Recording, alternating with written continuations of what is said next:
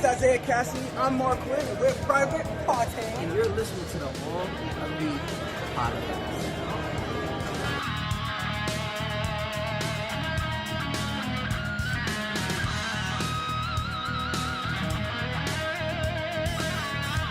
Yo, you're listening to All Elite Podcast. Boom. And it is the worst podcast ever. We live! Ow!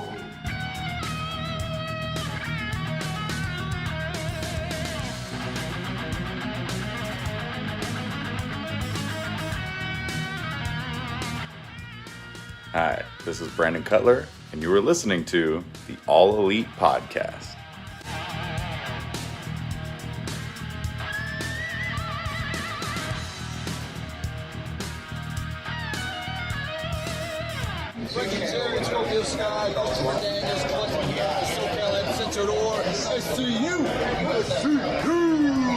This is the All Elite Podcast, which happens to be the worst podcast I've ever been on.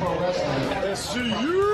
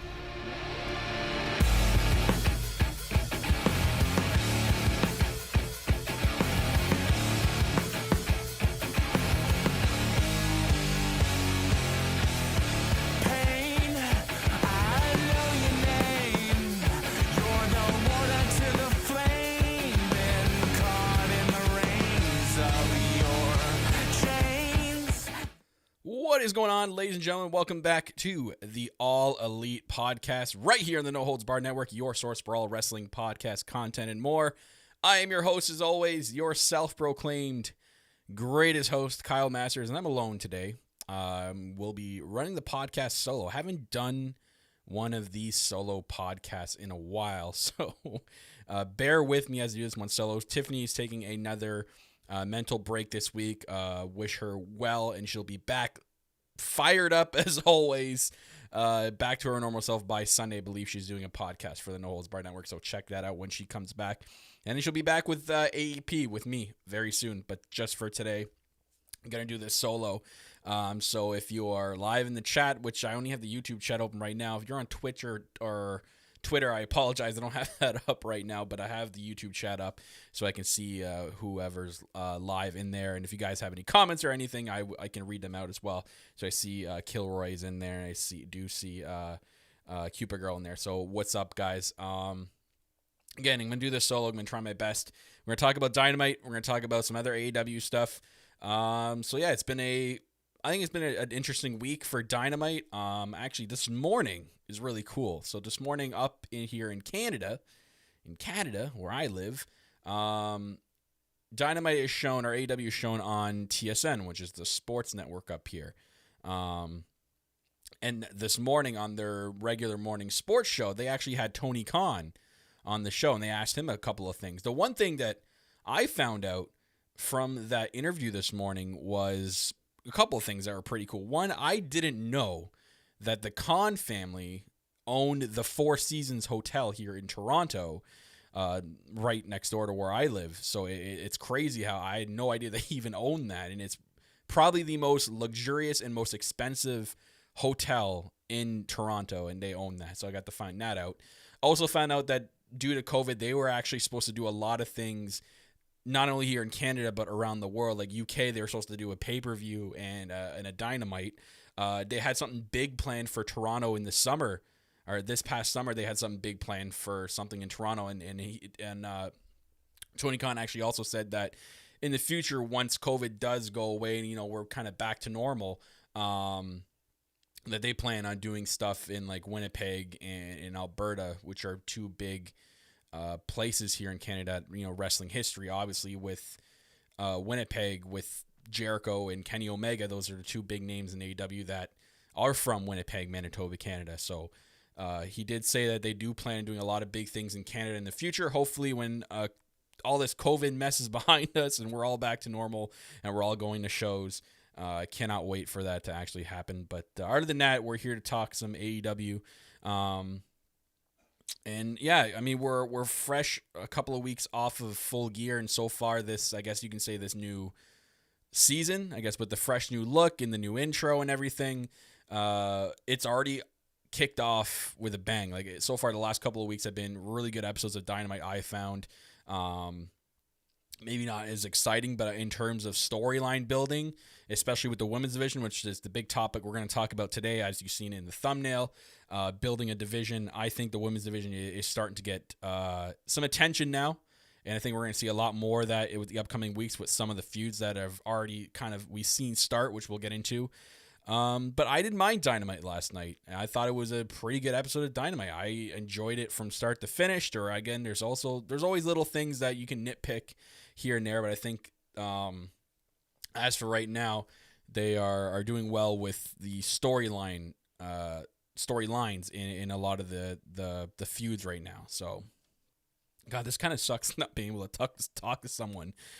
Doing solo podcasts actually sucks. Like, I always in my head, I always go into it. I'm like, I got this. I can do this solo. It is what it is. But like after a while, it's like you're talking all the time, so your voice takes a hit. And B, like you kind of like have nothing to bounce off of, right? You have nothing to sit here and talk with. So it's just for 1 week. I can handle it. So we'll get into Dynamite as it comes. But I do want to go over a couple other things that I've seen this week that were pretty cool. One was, I don't know if anyone's seen it. They did release it. I think it was the day before Dynamite. They kind of did like a old school WCW throwback. They had like Cody, I believe, was there for one of them with Tony Schiavone, and they had like the old school backdrop, like really NWA kind of like what their backdrop kind of looks like, but when WCW used to do it. I thought that was pretty cool. Kind of give like a big flashback moment. But another cool thing that they announced, this was really cool. I picked this up off Twitter. They're doing a triple threat holiday pass. So this makes me want to like move there so bad. Like I wish I lived close by, because this is just amazing what they're doing with the creativeness that they have at hand, with obviously the 20% capacity and all that. So for $45 plus fees, you get 3 Dynamite shows. Yeah, all 3 December shows, and you get tickets for all of them for $45 plus fees. I mean, wow. You get 3 Dynamite shows for that price. That's usually the price for maybe like a cheap seat at like one wrestling event. But you're getting 3 shows. God, I wish I lived in Jacksonville. So that was pretty cool. I picked up on Twitter there. Yeah, God, it makes me want to move down so bad. Like, I wish I lived close. God, it sucks being way up here. Why can't we just go back to normal sometime soon? I really hope sometime soon we get rid of this corona mess. It's just painful. It's painful. I know we're all going through it. It is painful. Another cool thing is we found out on Dynamite that we're going to have a themed Dynamite coming up. And that's winter is coming. So they're playing off of Game of Thrones, which is interesting. I'm curious to see if there's going to be a cool looking set, or if everything's just going to be like ice kind of graphics everywhere. But AEW Winter is Coming is going to be the December 2nd themed Dynamite, obviously with the headline match of Kenny Omega, Jon Moxley for the AEW title, which I'm fired up about. Cannot wait for this match to happen. But yeah, I'm pumped for this. Like, I'm seriously pumped up for that Dynamite. I imagine that we're going to get more than just that headline match. I imagine we'll probably have maybe a tag team championship match with the Young Bucks. I imagine there'll be another headline match. Maybe Cody's going to face. I can kind of see Cody facing, from what went on Dynamite this way, I think see Cody and Brian Cage for the FTW belt on that Winter is Coming. But yeah, as Kilroy put in the chat there, the cleaner is back. Yep, they announced him as the cleaner. Well, Tony Schiavone announced him as the cleaner. I'm still waiting for Justin Roberts to say it, but he's like basically, I'd say at 80% back right now. He came out with the glasses. He had a freaking bougie suit on. The guy was like, he was dressed like a champion. So he's, and I noticed, I think the hair, I don't know if it was just me and I'm losing my mind because I'm a massive Kenny fan and I'm just looking into too many things like I usually do. I think Kenny's hair is going more cleaner-ish with the curls a little bit. I don't know. Mrs. Masters pointed out. I'm like, yeah, I think so. I don't think I remember having curled that much. But I remember he had a lot of those curls when he was the cleaner. So, but he had the glasses. The glasses did it for me. I was just like, okay, like, come on. Give us full cleaner already. Maybe he dyes his hair silver like he did before. We'll see what happens with that. But, yeah, winter is coming. It will be the theme of that Dynamite. I mean, for Jacksonville, they don't really have a winter. Like, I don't know how cold it gets down there for Jacksonville in the wintertime, but they're not going to get snow. Like, we're not going to have a snow Dynamite. I'd laugh if they did, like, they had, like, a fake snow machine, and there's, like, fake snow everywhere, and, like, a fake snow blaster. That would be cool. I mean, that would be something. Cooper Girl in the chat actually put something. I feel like a heel turn is coming for the mysterious attack on Moxley. Yeah, I'll get into that because someone pointed that out on Reddit and then someone retweeted it. Actually, we'll talk about it right now. Yeah, we'll talk about it right now. So on Reddit, someone pointed out, I guess the Reddit user with the name WGS Meister 2002. So I'll put it up on the screen if you're watching the video version of this podcast. So this is by my boy All Elite Kyle. He posted this. He put Reddit user that guy discovered a little detail in the Mox and the way Mox was lying down that may have revealed his attacker. If you take a look at his leg, it's crossed over and it looks exactly like the tarot card, the Hanged Man. It may be a subtle hint or just pure coincidence, as Kyle puts. You know, my boy List of Kyle's, shout outs to him. But if you look there on the picture, you can see the way Hangman's leg is and look at the tarot card, the Hanged Man. I love the theory that Hangman possibly attacked John Moxley here because it kind of fits in with what's going on right now with Kenny, Hangman, Moxley obviously involved. Man, and Tiff, I remember Tiff and I have said it multiple times in this podcast that what if it's Hangman the one to turn? And Tiff, I'm pretty sure it was Tiff that would say it a lot, that she feels that Hangman's going to be the one to turn on and everybody and be that heel. And it kind of looks like the theory fits if they're going to go in that direction. And I do like that direction that they'll go into. I feel like Hangman would be a pretty sweet heel. It would be weird though because Kenny kind of looks like he's going full cleaner unless that's just like a ruse and he's messing with us and he's not going to go full cleaner. You're just going to get 80% of it and then he kind of goes back because he kind of still like friends with the Young Bucks and the Young Bucks are not kind of quite heel yet either. I don't know. It's really weird and they're kind of keeping a lot of stuff in the dark, which is good. You don't want to kind of reveal everything. But man, being Hangman, God, I love that storyline. I love that, as Kilroy put a deep cut into this story between Hangman and Kenny, and I wouldn't be surprised if it was Hangman. Like that tarot card theory, I know it's a little bit out there and a little bit outlandish, but it makes you think. What if it is Hangman? I'd be for it. I don't know about you guys. I'd be all for this. I'd love it. But yeah, I thought that was pretty cool, and I picked that up. I do have nothing else besides that, I don't think.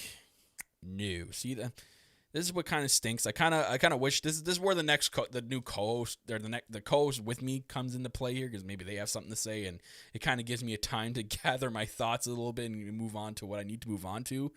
But yeah, I'm all for if Hangman's gonna go full heel. That would be pretty epic. Not gonna lie. I think I kind of want to do one thing though. So I don't know if you guys seen. If you're not following my Twitter, that's fine. It's okay with me. I put out that I'm doing something for our Patreon, the No Holds Barred Network Patreon. And I'm I'm doing something I've been spending a lot of time on. I've been using WWE 2K19 to build this.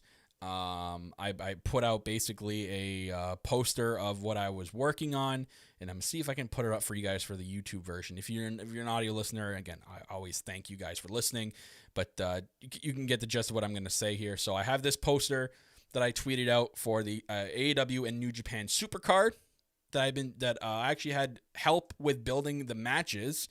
So I will give a shout out to my boy Samster there. I'm going to give you another special shout out when I do release this. So shout outs to him.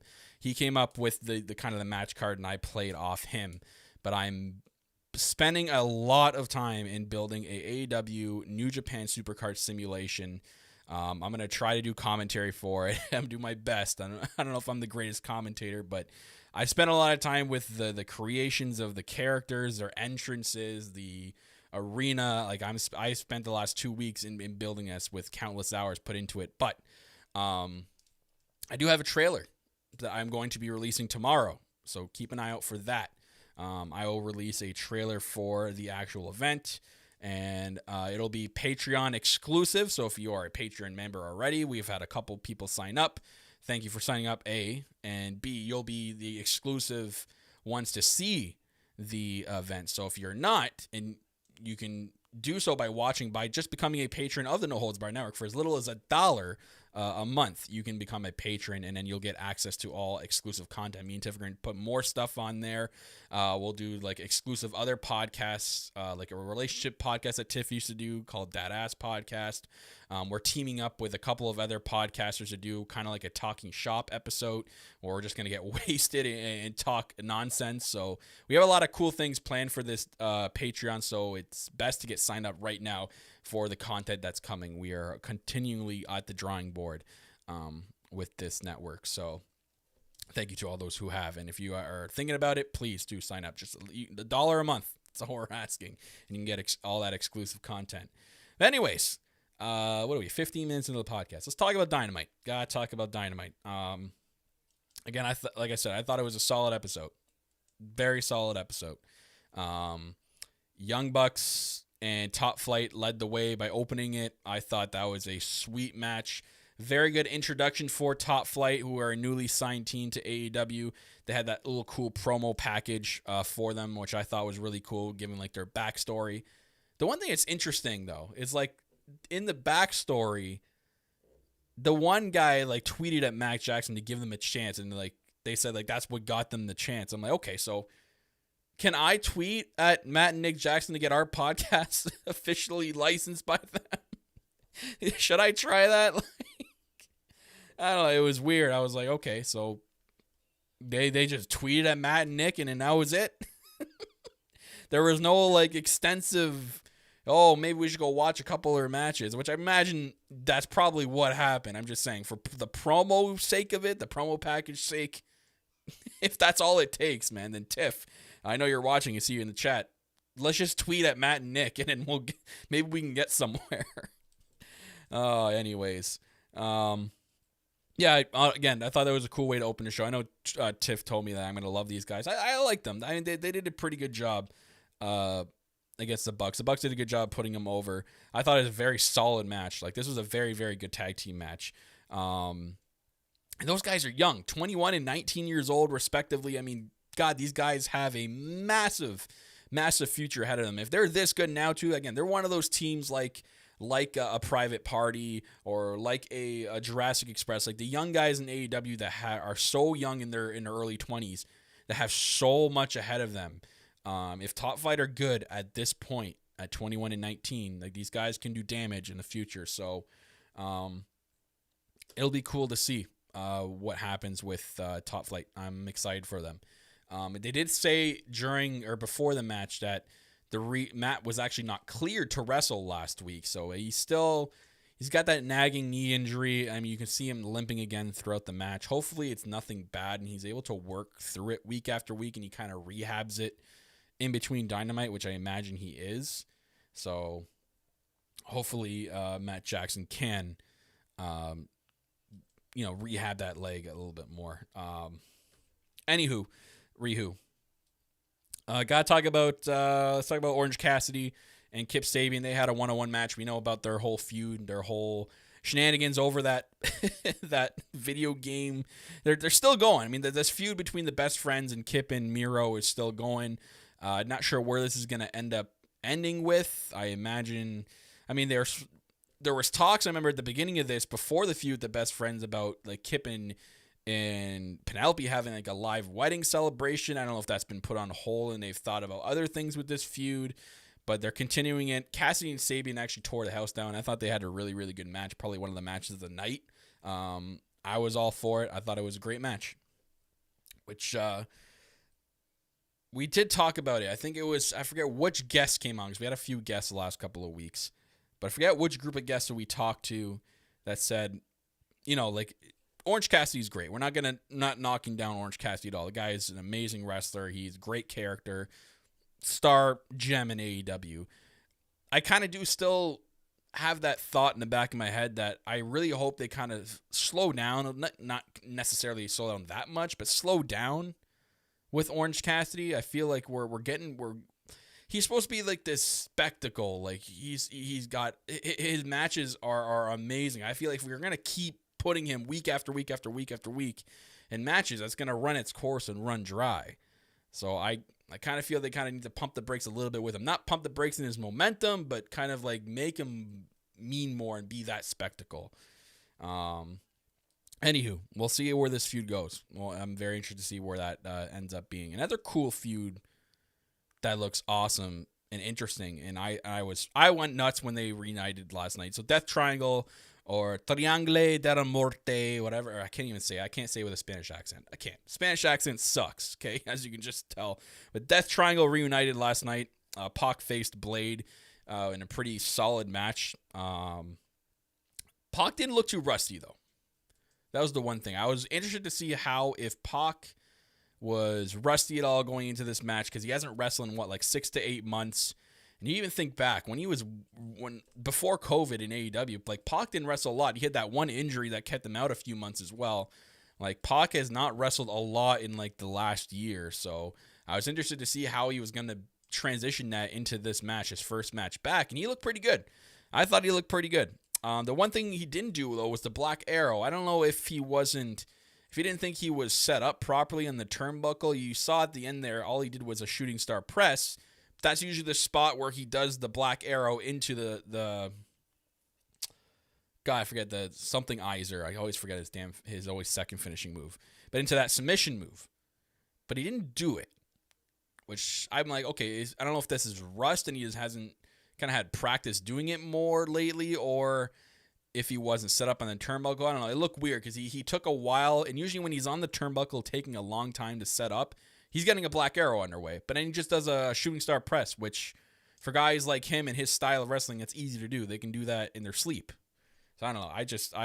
It was weird that there was no Black Arrow. He just kind of did the shooting star press. Still cool. Still a great match. Ends the brutalizer. Thank you, Tiff. And then we saw at the end, God, butchering with names right now. Ray Phoenix came out. And then eventually Pentagon came out with the chair, and then it kind of looked like he was on the side of Eddie Kingston, and he goes and attacks Eddie Kingston, and then we get Death Triangle back together. We got the theme music, so I actually popped for that. I'm a big fan of those three, so kind of looks like now we're getting the feud of Death Triangle against Eddie Kingston with the Butcher and the Blade. I'm very curious to see where that ends up going as well. I mean, we have two basically bad guy feuds, or basically two heel teams here going at it with each other, so I'm interested to see where this goes in terms of storylines for sure. Something else that happened as well on Dynamite was the Inner Circle doing Vegas. Like this was entertaining. This was another, like, Jericho and MJF together have created some very, very entertaining TV. And I just have to take a sip of water here. I apologize. It's what happens when I'm doing this alone. This was very, very entertaining. They've created some entertaining TV the last couple of weeks, Jericho and MJF. This was just as entertaining. I was laughing at so many different parts of this. They kind of did multiple shots throughout Dynamite. We had multiple scenes with this. They played off the Hangover movie. Like, I mean, they had to at that point, right? Like, you're doing Vegas celebrating with a bunch of guys, the Inner Circle, which kind of like the Wolf Pack in the Hangover movie. You know, like they were going to do something Hangover. I'm just glad it didn't go full Hangover, but they kind of played off it a little bit. We had some cool cameos, like Conan from the original LAX was pretty cool. I loved seeing him in there. And then, you know, they got a little intoxicated and smoking that wacky tobacco. That was pretty funny. Then there's that like alcohol competition between MJF and Jericho, which led them to drink Everclear, which was freaking hilarious. There's the rooftop scene that they kind of copied the Hangover with. Then waking up in the villa was my favorite part because I honestly almost pissed myself laughing at when Jericho walked by Santana feeding the chickens in the hotel room there. I lost it. I lost my shit at that point. I was done. I was howling. That was the best part of the whole thing in my eyes. And then right at the end, there's that baby part, so they mimicked the baby part from the Hangover movie. And there's my boy Dylan Postel, or AKA Hornswoggle, who is the baby. At least I think it was him. I'm pretty sure. I'm like 95% sure that was him. Like, correct me if I'm wrong, if someone's in the chat or listening after. Correct me if I'm wrong, but I'm pretty sure that was Hornswoggle. It was great. It was just fantastic TV. I was all for it. I'm glad that they separated out throughout the night of Dynamite 2 to get you keep watching, so that was also really cool how they did that. Yeah, that was just amazing. So yeah, Kilroy telling me that it was the swoggle. Another interesting that happened on Dynamite I want to talk about. This kind of caught me off guard and threw me in a loop because I thought it might happen, but I didn't think it would happen tonight. So there's the whole Cody Rhodes Darby thing. They're feuding with Team Taz. It kind of looks like now Cody's probably going maybe towards going to go after the FTW belt against Brian Cage. So there's a beatdown, and then Will Hobbs came out for the save. And then Will Hobbs is the one that turned on Cody and Darby, ends up joining Team Taz, which kind of threw me in a loop because I'm like, okay, like I kind of had that thought in the back of my head that like it would be cool if Will Hobbs turned, but I wasn't expecting it at that point. Like that threw me off guard, and I'm like, okay, this is cool. We got Will Hobbs, fresh meat, new guy in the company. What are we going to do? We're going to have him turn on one of the biggest guys in the company, Cody Rhodes, hit him in the head with the chair, and join Team Taz. I think it's a great way to get him off his feet. Great way to get this kid started in AEW with a fantastic storyline and a main event storyline. Will Hobbs is good. Like, he's no, like, walk in the park. This guy, he's for sure great talent and a great signing. I can't wait to see what they do with him with this because now Team Taz just keeps growing. Team Taz is actually a sick team. Like, it's a sick faction. They got Brian Cage, Ricky Starks, and now Will Hobbs. Like, this is a scary team here. I know AEW is all about their factions. They love their factions. So we got Team Taz getting that much better. So I'm very interested to see how that plays out. Now, going back to that Vegas thing. Now, Kilroy in the chat put they should have had Honky Tonk Man for Elvis. You know what's hilarious? I actually thought that was Honky Tonk Man at first. I'm like, did they really get Honky Tonk Man to do this? I honestly thought it was him, but they got some really good Elvis impersonator because he had a really good voice for it too. And I think I saw a picture that said like, it was like the Is All Elite picture, but it was like Elvis is in the Inner Circle, which was pretty funny.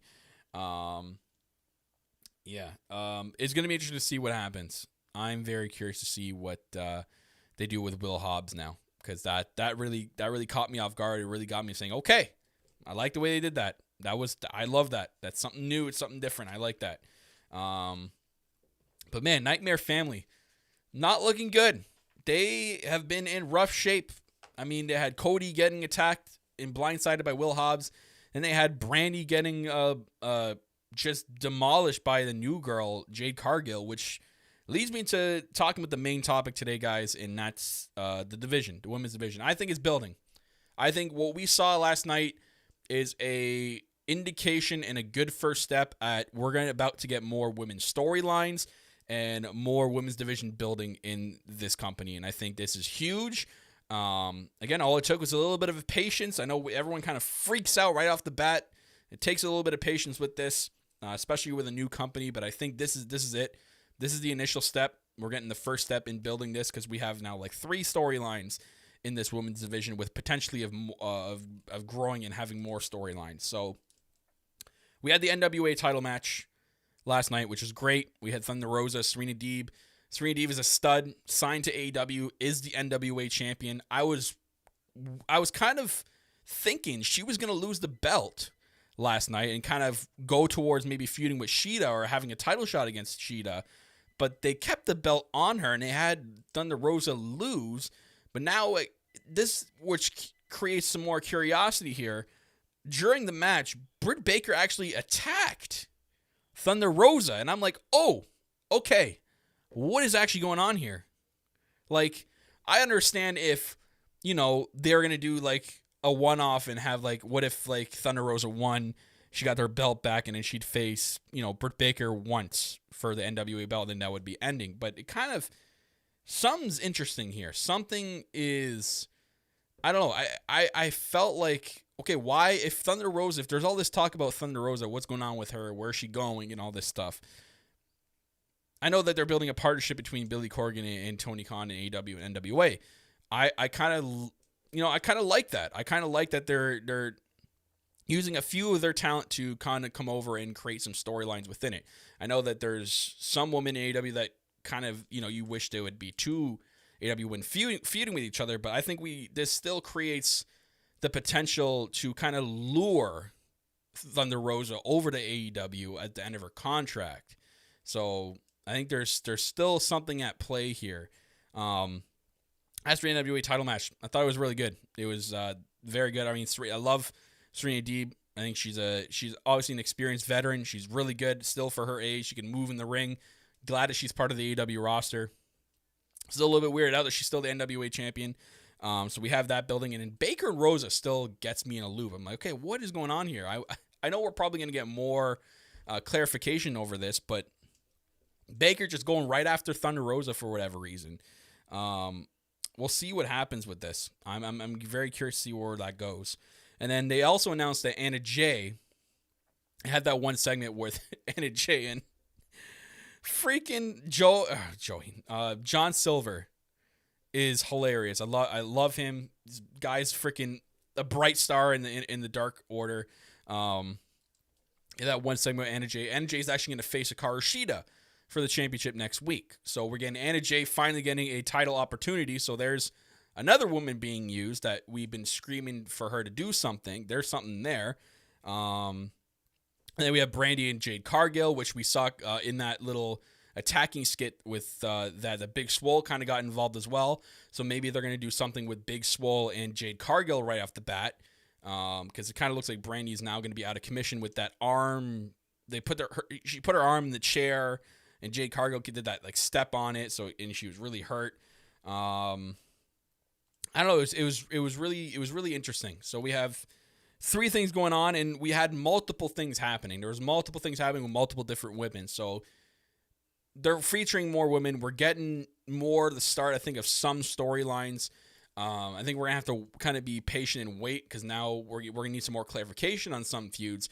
Can't just give it all to us in one night. I mean, it'll just ruin the feud. They can't give everything in one night. We kind of have to wait. That's what the long-term story building is. We wait and see what happens with storylines. We get a little bit of a taste of something, and then we wait till the next week and see how it develops. So there's multiple things happening. I'm glad Anna Jay is getting a title shot. I like to see some more women get involved. A lot of more AEW women's, like girls like Nyla Rose, finally get something going. Even though she scares the hell out of me. Abaddon, I'd like to see her get involved in some stuff. Kylie King, I've seen a lot of her in AEW Dark. I don't know what their plans with her, but maybe get her going. And then I think Penelope Ford, I think she needs a feud. She kind of needs to get away from that whole situation over there. But I think until that feud's done, we're not going to see anything with Penelope Ford. So we kind of have to wait until that dies off, and then we'll get hopefully something with her. So again, it's another patiently waiting game with that. But again, I thought they did a pretty good job with creating more storylines. I mean, it's better we got this than nothing at all, guys. We can't complain about what we got last night. They could have easily just given us a random women's match like they have been and with no explanation, no storyline, and that's it. Cut it at 5 minutes, that's it. But what we had a long NWA title match with really good wrestling. We got Britt Baker and Thunder Rosa starting. We got Hikaru Shida and Anna Jay announced for next week. We got Jade Cargill just wreaking havoc on her second night on Dynamite, creating shit with the Nightmare family, and then Big Swole getting involved. And I think I saw Nyla in there too, so I don't know if she's going to get involved somehow. We have multiple things happening with multiple women, so they're kind of listening to us. We've been screaming that they want more stuff with the women's division. They're giving it to us. So I think they did a good job with doing that. And again, they can't give everything to us in one night. We kind of have to wait as this thing goes. So I have faith that we're going to get a lot more women time on AW as we should in the future. So I'm excited to see what happens with this. I'm very, very excited. I don't know. It's just it's crazy to me. Like if Thunder Rosa is truly fully an NWA, I know they're doing a partnership, but with her starting a feud right away with a girl that's not a champion, I mean, neither of them are champions, Britt Baker or Thunder Rosa. My estimation is that Thunder Rosa, they're going to start a storyline with Thunder Rosa wanting to go after Hikaru Shida for that championship. So I think that Britt and her are going to battle in some sort of number one contendership match. Maybe it's next week, and maybe at Winter is Coming, we get Shida against the winner of that, or maybe at a future Dynamite. That's just kind of my assumption. I'm thinking we're going to get... That's probably where that's going, is Britt and... Britt and Thunder Rosa battle out for number one contendership for the AEW title. So I'm interested to see where that goes. Cuba Girl asked in chat, so here's a question. If NWA does partner with AEW... does that mean that Marty might come soon? I don't know how that works. I don't know what the deal is with Marty Scurll. I know with all that speaking out movement that's happened in the past, I don't know if that's been pushed under the rug. I think Cuba Girl, it's all going to come down to what Tony Khan feels is good publicity and if he wants to work with him. I don't know what goes on backstage. We'll see what happens. Yeah. Yeah, Sienna... and Shida would be fire. You're right. Kilroy puts, it might be part of the NWA deal that they allow Rosa to come over if they use the belt. Yeah, but like, I don't know if Rosa's going to be going after Serena Deeb now after this. It kind of feels like her and Rosa are going to stick together and the NWA title's not going to be involved. Or maybe Serena's involved in that one. I don't know what's going on here. Again, it's cool to not know though, right? It's cool to think and get your gears grinding going, okay, so this creates good storytelling and good creativeness in the women's division. Like, we're sitting here thinking of all these different ways that they could do this, and it makes us want to tune in each and every single week to see where they go. So I'm loving this. I am loving this. I'm all for it. We'll see what happens. But, yeah, I mean, Rosa, like you're right, Kilroy. Maybe Rosa ends up winning the AEW belt off of Shida. I mean, they have an AEW roster person holding the AEW belt. Why not have an NWA woman hold on to the AEW belt or have that for a while? I like that. I like that to me is good partnership. It's good promoting both brands. So we see how many times they've had the NWA title match on AEW, like multiple times. I think at least 4 or 5 times now. So we'll see what happens. God, my voice is already getting so dry. It sucks doing a lone podcast. I don't know how some people do podcasts alone, man. This really stinks. Maybe I just can't do it. Anyways, nothing much else happened on Dynamite that's worth talking about. Again, I'm curious to see how a lot of these storylines and everything on Dynamite goes on. It looks like we're at the start of this new kind of season. Fresh start, fresh storylines. With the big theme pay-per-view, AEW Winter is coming December 2nd, which is like in 2 weeks now. I'm pumped. AEW is going in the right direction. I cannot wait to close out 2020 and see what they do. But until then, ladies and gentlemen, make sure you are following this podcast on social media, on Facebook, on Twitter, on Instagram at All Elite Pod. If you're watching the video version of this podcast, there is a logo reference. Make sure you're following us on the correct social medias. If you're wanting to take us on the go and listen to us on the go, the No Holds Barred Network is available on all podcast platforms like Apple Podcasts, Google Podcasts, Spotify, Spreaker, Stitcher, TuneIn, wherever you're getting your podcasts. Search the No Holds Barred Network. You will get the All Elite Podcast and all the other wonderful podcasts we offer on this network. So go check that out, guys. Make sure you're checking out the No Holds Barred Network store. A lot of cool items on there. We got like stickers, coffee mugs, hoodies now that it's the cold season. There's tank tops available, t-shirts, a lot of cool things there on our Teespring store. Link is located in the YouTube description of the video version of this podcast. So go there, click it. You'll get to the No Holds Barred Network Teespring store. And I just want to give also a special shout out each and every single week to my boy Darren and This Wolf. They sing the song, he sings the song Dead to Me, which is the official theme song of the No Holds Barred Network. So thank you, Darren, for letting me use that song each and every single week here on AEP. So guys, go give him a follow and shout outs to him on all his socials and his music platforms. So yeah, it's not the same doing that without Tiff, the part at the end of the podcast. Can't wait for Tiff to come back. Cannot wait. We'll see what happens with that in the future. So guys, make sure you're paying attention. You're following us on our social medias. We'll release any updates concerning podcasts or whatnot. Like I said, tomorrow I'm going to release a trailer for the New Japan Pro Wrestling AEW Supercard that I'm going to be doing and doing a big simulation of. And it'll be exclusive to our Patreons. Make sure you sign up for our Patreon, the No Holds Barred Network Patreon. So go over to their the Twitter account at NHB Network. Sign up. As little as $1 a month supports the network, and you get all the exclusive content that we'll be posting on there. That's going to wrap it up for me, guys. I hope you guys enjoyed the podcast. Thank you for sticking with me as I did it alone today. Again, if you're watching back, thank you very much. If you're one of our on-the-go listeners, thank you for downloading the episode. You guys are all appreciated each and every single week here on the podcast. And shout outs to our current patrons that are subscribed to the No Holds Barred Network. You guys are awesome. So, guys, that's going to wrap it up for me. I'll see you guys next week right back here in another episode of the All Elite Podcast on Thursday nights. You know where to find us, YouTube, Facebook, Twitch, or Twitter. I'll see you guys next time. Take it easy.